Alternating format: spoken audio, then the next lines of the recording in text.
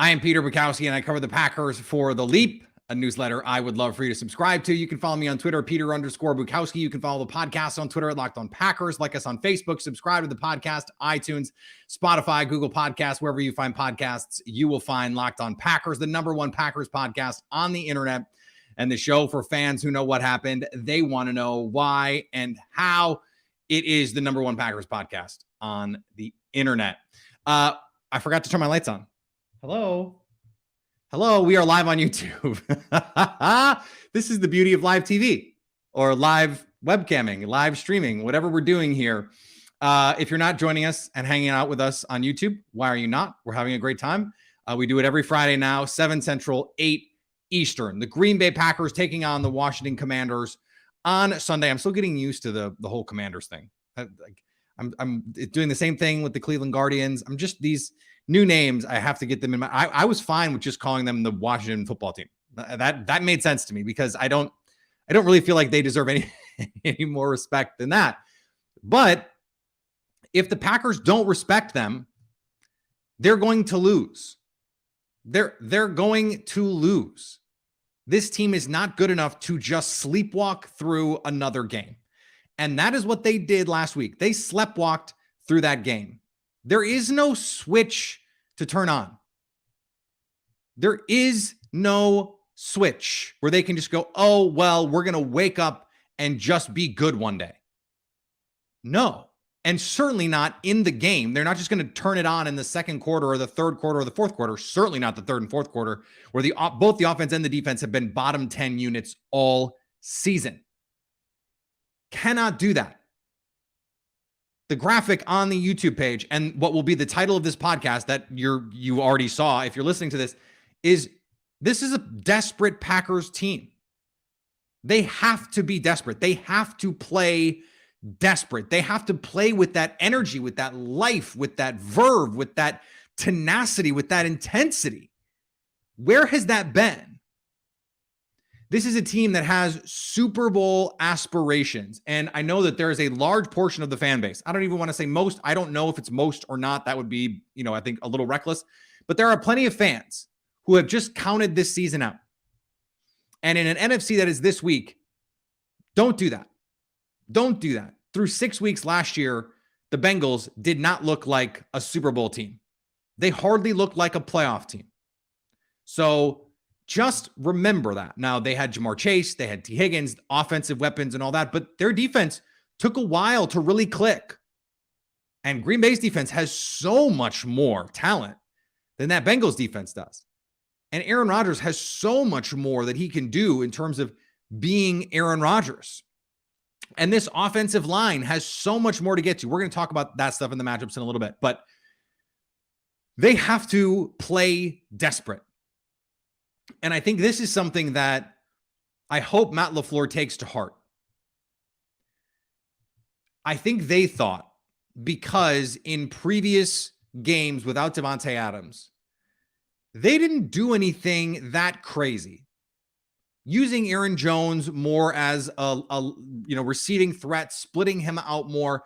That was a really smart thing that they did in 2019, and it beat Kansas City because they play a lot of man coverage. But in this two high quarters world where everyone is playing these two deep shells and a lot of zone coverage, although the Packers are seeing a lot more man,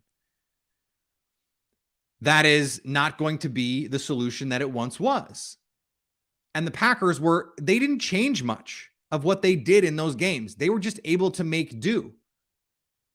It wasn't like they're running trick plays and reverses and, all sorts of unscouted looks. No, they just ran their offense.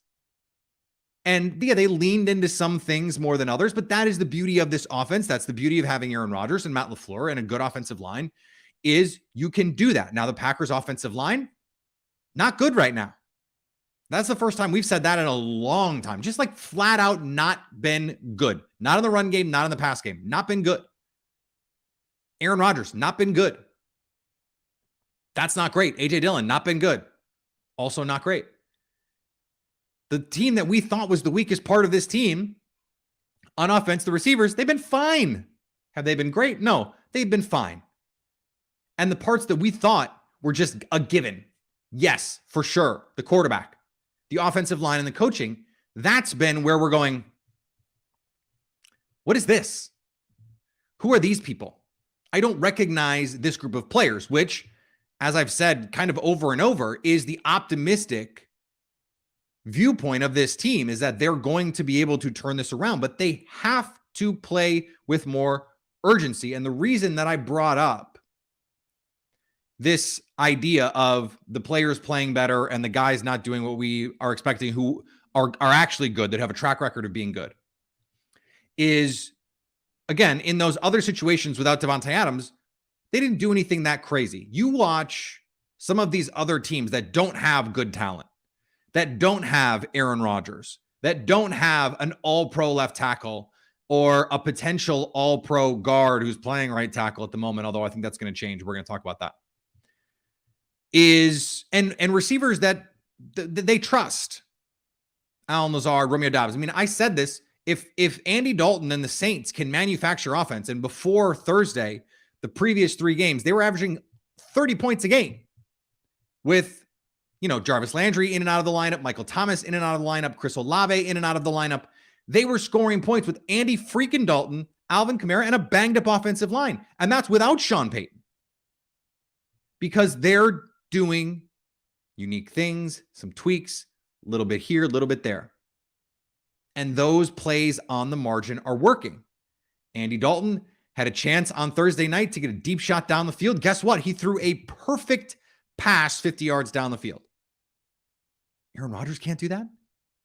No, Aaron Rodgers can do that. Aaron Rodgers just hasn't done that. But what I would like to see from them is for them to stop calling plays and designing game plans around a team that can't just go out and run their stuff. Not anymore.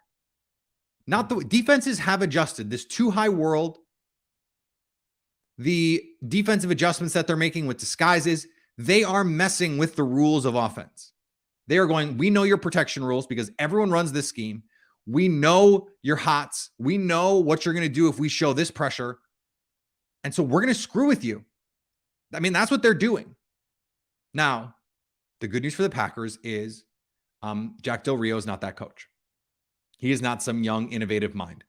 This is a team that is really defensively based on their talent. Daron Payne, Jonathan Allen, Montez Sweat. Those guys are MFers. They're really good players, and they can single-handedly swing this game the same way the Jets front really dominated their matchup in that game.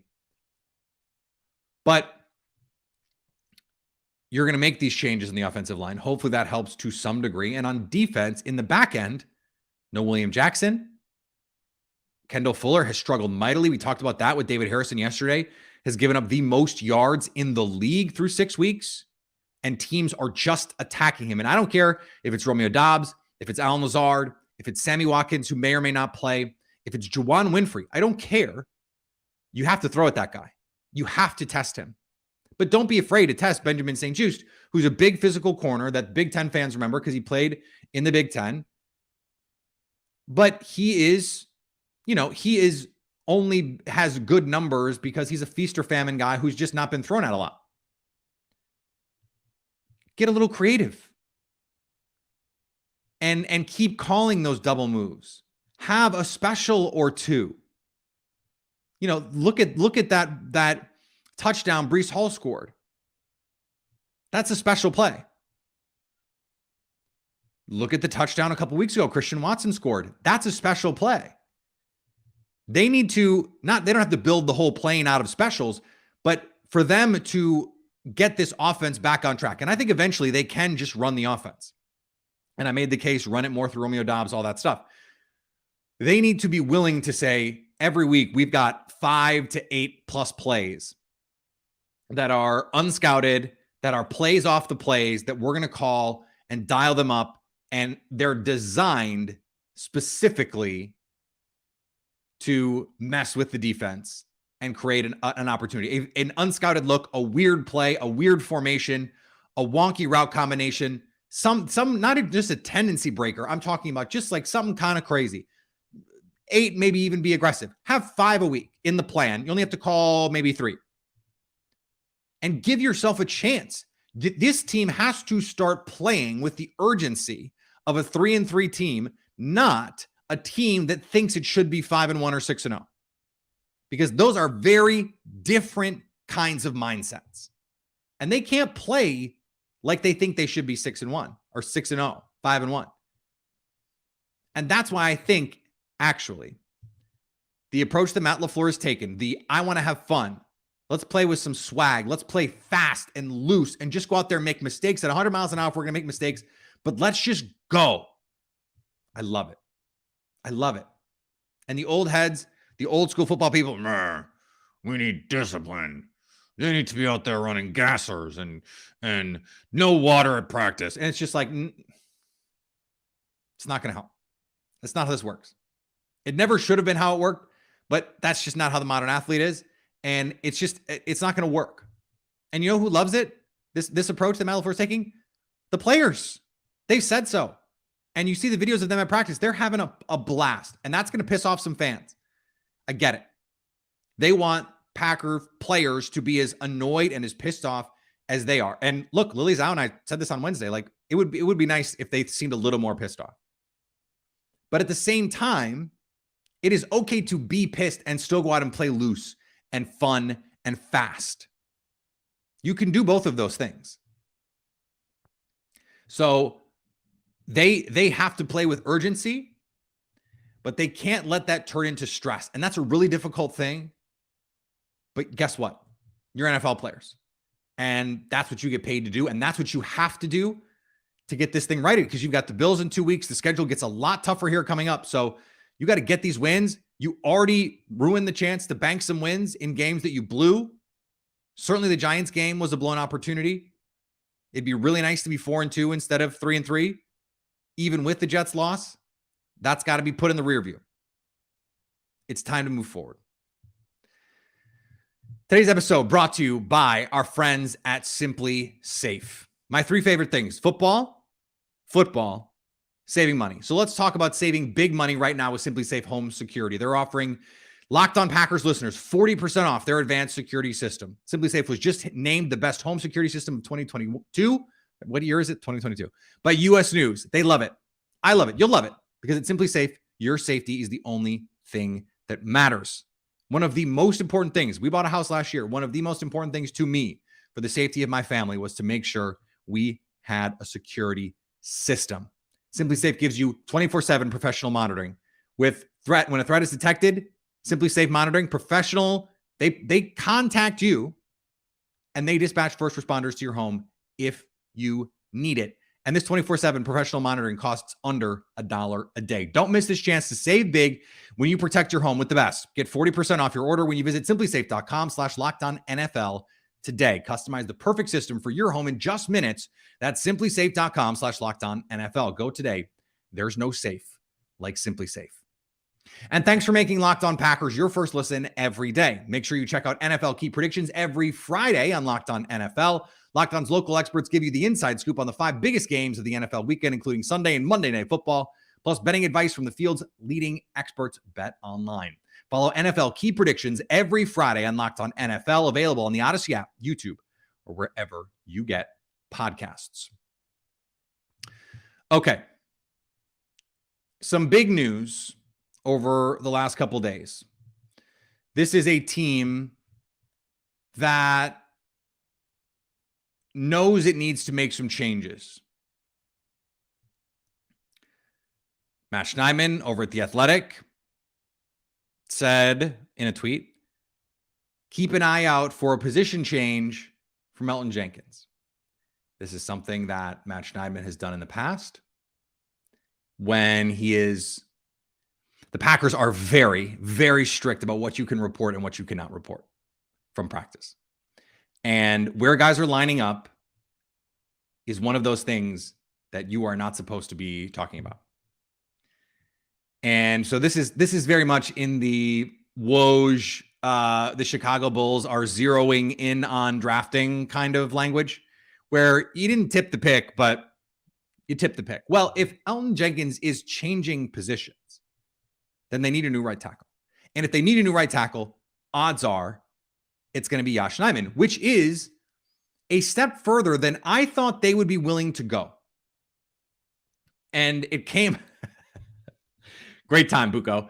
on the day that I made the case that I think they will only change the right guard because I thought that it was just the football coach thing to do, Schneidman drops this little nugget.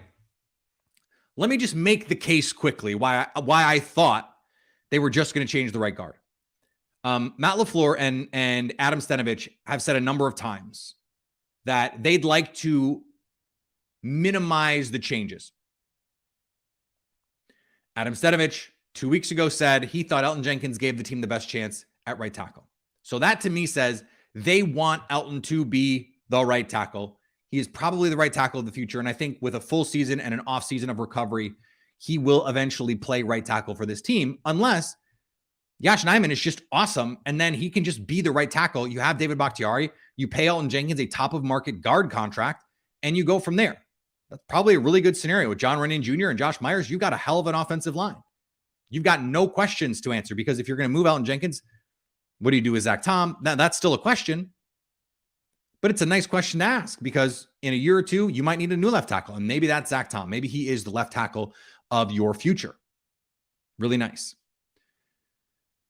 But what Steno said that really stood out to me is we want to be able to make a change and stick to it. We don't want to have to go back and forth. So if we're going to make a change, we want that to be it.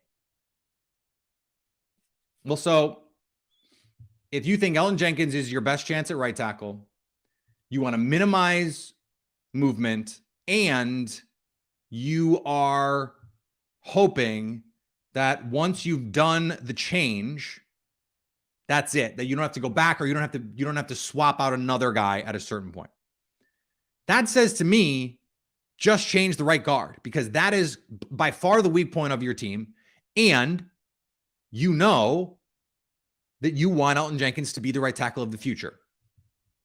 If Elton is saying, look, I'm fine, I'm good, I feel great, and he just can't do it right now, then I think you just say, well, then you're not a right tackle. And maybe you were a left tackle, but you're not a right tackle. And sometimes the sides matter. Yosh Nijman said he liked playing left tackle more than right tackle. He felt like he could anchor better from left tackle.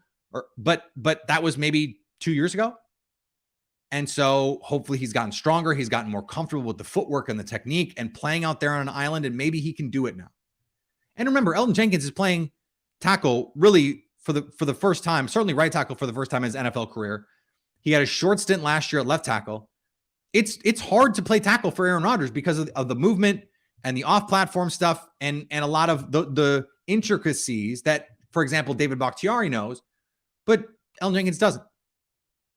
So I thought, leave him out there, let him go, and just put Zach Tom in. Now, I think your best five includes Jenkins and Nijman. So if you're going to put your best five out there, that's one of your best five. That's your best five.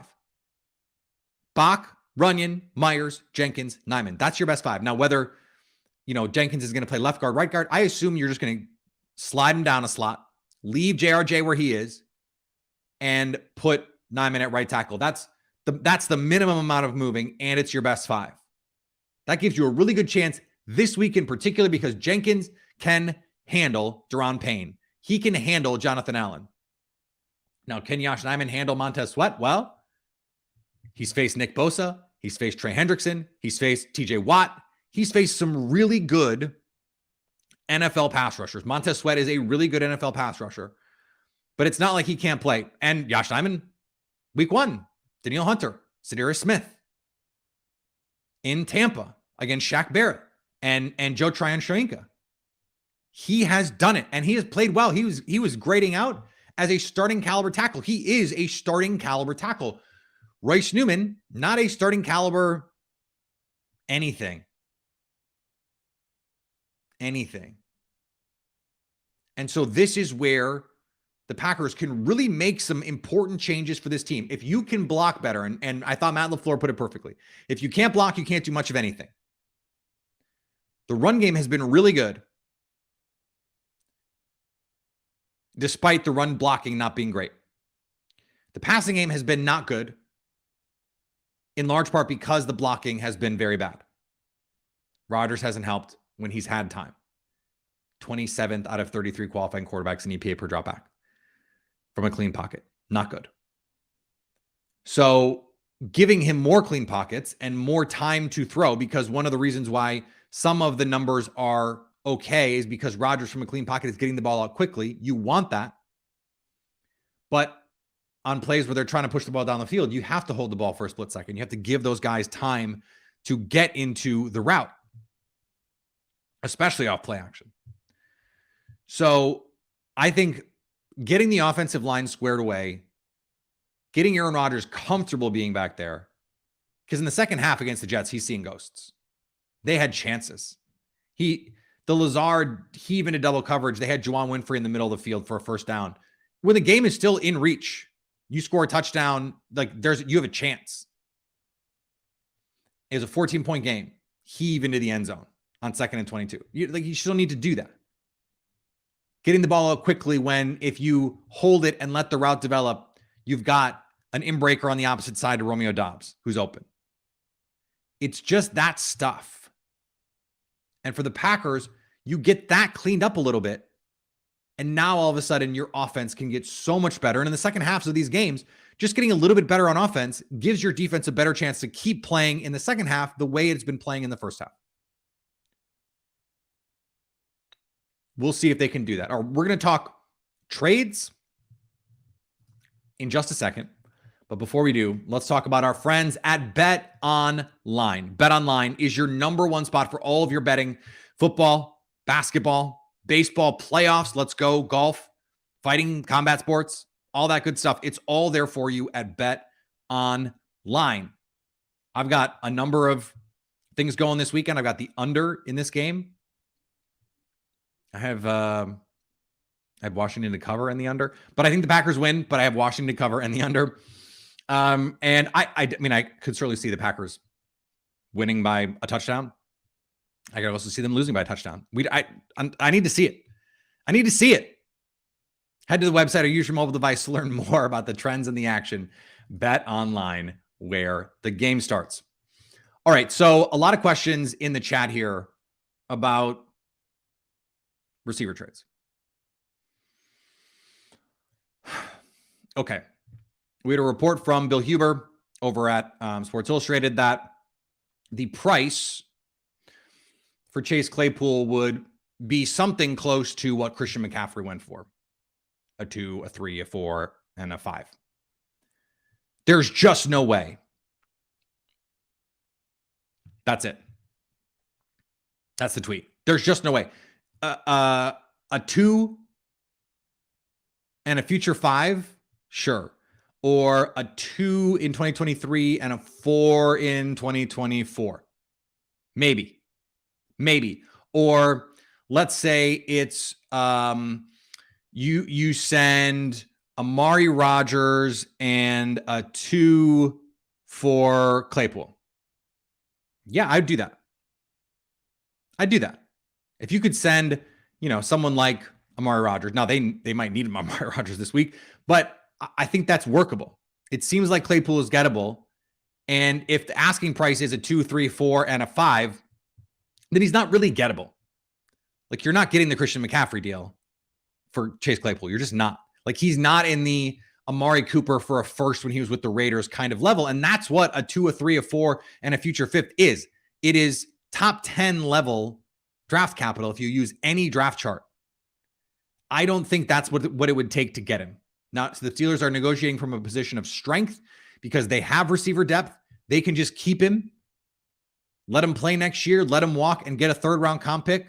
But then you're talking about a 3rd-round comp pick for a 2024 offseason that does not confer until 2025. So that's pretty far down the road to be waiting for these picks. A pick now means you get to use it now to make this team better with Kenny Pickett. They're trying to win.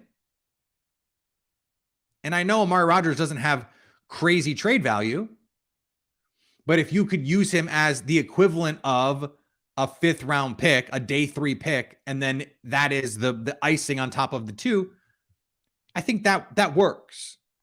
But my point is, you're not going to give up what the 49ers gave up for Christian McCaffrey. And that is a trade, by the way. And I saw Packer fans were mad about a trade like that. Like, No, that's a bad trade. It's a bad trade. The rushing yards over expectation this season per rush, Jeff Wilson, who is the 49ers' current running back, already had better yards over expectation than Christian McCaffrey. This is an offense that is famous and has been famous since the 90s for just, you could put a parking lot attendant in the backfield and they're going to rush for 1,000 yards. That's what this offense is. It's why I didn't like the A.J. Dillon pick when it was made, because I didn't think it was an efficient use of resources, because you can just put, not literally anyone, okay, a parking lot attendant, probably not, but just an average NFL running back behind a good offensive line in this wide zone scheme is going to be good. You don't need to give up the draft value trade chart equivalent of, seriously, a top 10, if not a top 5, depending on what chart you look at, top 5 pick. That's crazy for a running back. Now, are there moves out there that I think the Packers could and should make? Absolutely yes. Absolutely yes. Sign Will Fuller if you want. Wait on OBJ if you want. Trade for Chase Claypool. Trade for Kendrick Bourne. I think those are moves that would help this team. But you also don't want to overpay. And there are Packer fans out there going, I need them to do something. Well, why? We had this conversation last year during the trade deadline, during the offseason, for the last couple of years. Why? Just so you can feel like they're trying? Well, if the value's not there, then that's a bad move. Like, I had someone say, well, if the 49ers win the Super Bowl, then it's worth it. That's not how this works. That's not how this works. Bad process is bad process. Now, you can say, okay, like you do it again because it got you the Super Bowl. Like, do you know? Do you know Christian McCaffrey is going to play 8 games? Like, as we sit here right now, how sure are you Christian McCaffrey is going to finish the season? He's played 16 total games since 2019. The last 2 seasons, he played 10 games. 6 is almost as many as he has played in any of the previous 2 seasons. It doesn't guarantee you anything. This 49ers team is hella banged up. Jimmy G is still the quarterback. And yeah, the NFC is wide open, but goodness. Now, the Von Miller trade is a different situation because you're getting Von Miller at a premium position. And yeah, you do that. In your window, if that's what you need, you can make a trade like that. And the Rams desperately needed a guy like that. Now, there is no Von Miller out there. Like, if the Cardinals said, we'll trade DeAndre Hopkins for the Von Miller package or for what DeAndre was traded for originally, I would do that. I would do that. We're talking about a Hall of Fame level player who still has stuff left in the tank. Von Miller's been incredible in Buffalo and was a key part of that Super Bowl winning team last year. Did they overpay? Maybe. But they overpaid for a Hall of Fame player at a premium position. Chase Claypool ain't that. Christian McCaffrey ain't that. Maybe a Hall of Famer, but not a premium position, and hasn't been healthy. We're talking about a huge risk for a team that doesn't really need a running back. They're fine. So I understand. I understand the desire to go make a move. I really do. But it has to be the right move. It has to be something that you can justify and that you can live with. Like Antonio Brown, Dylan is mentioning that in the chat. Antonio Brown, they got for nothing. Like, that was a flyer. So, like, it's just a different situation. And that turned out to be a disaster. And they probably could have won the Super Bowl without Antonio Brown anyway. That team was good enough. So it always looks smart when it works. And we can point to a billion examples, way more examples of it not working than it working. Just in the last 5, 6, 7 years, look at every year of the Saints. Look at several years of the Rams before this past season. And if Jaquiski Tartt just catches the interception, or if the Packers special teams doesn't totally pee down its leg, the Rams don't win the Super Bowl. And look at them this year. They look like one of the 10 worst teams in the league. And now what? It's not how you build a sustainable contender.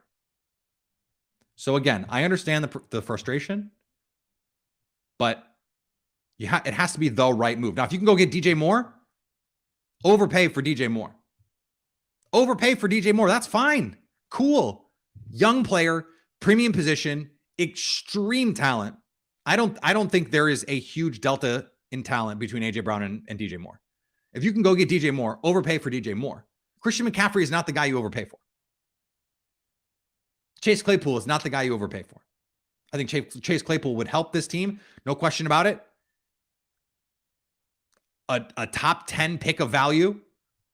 Hell no. But DJ Moore? Oh, yeah. Oh, yeah. I would do that. Under contract? Come on. Absolutely you do that. I'm not saying don't do anything and don't only do trades that you win convincingly. That's not the take. You have to be judicious about this. And the Packers have been. The Packers have been. Thanks for making Locked On Packers your first listen every day. Now go make your second listen to the Peacock and Williamson NFL show. Brian Peacock and former NFL scout Matt Williamson give you the expert NFL analysis in less than 30 minutes. It's free and available wherever you get podcasts. All right. I've changed my mind. I've got the Packers 24-20. They win. Washington covers. And we'll see what happens from there. But I think this offensive line change will be important. I think it will work. I think it will really help this offense. And I think this defense keeps playing really, really well against the pass.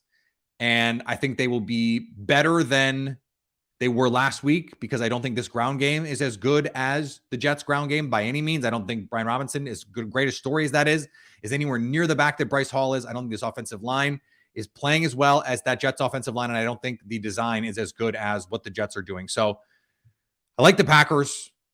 And I think that they're in a good position here to get a win. All right. Follow me on Twitter, Peter_Bukowski. Follow the podcast on Twitter at Locked On Packers. Like us on Facebook. Subscribe to the podcast, iTunes, Spotify, Google Podcasts, wherever you find podcasts, you will find Locked On Packers. And anytime you want to come hang out with us live on YouTube, you can do that. Subscribe to Locked On Packers on YouTube to stay Locked On Packers.